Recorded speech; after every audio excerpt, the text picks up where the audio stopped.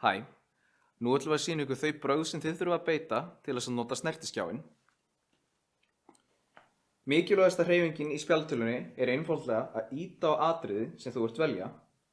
Það er nóg að ýta í örstutta stund með vísiputtanum, það þarf ekki að halda lengi niðri.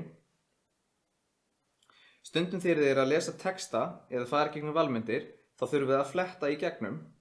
Til þess að fletta, noti vísifingurinn og dragið örsnöggt annarkvort til hægri eða vinstri eða upp eða niður og þá flettið þið í gegnum atriðin á skjánum.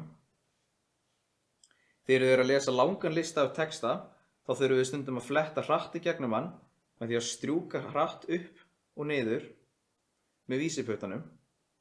Þið getið líka haldið puttanum á skjánum og dregið varlega til þess að fá aðeins fíngerðari stjórn á þeim hraða sem þið notið til þess að fletta í gegnum efnið.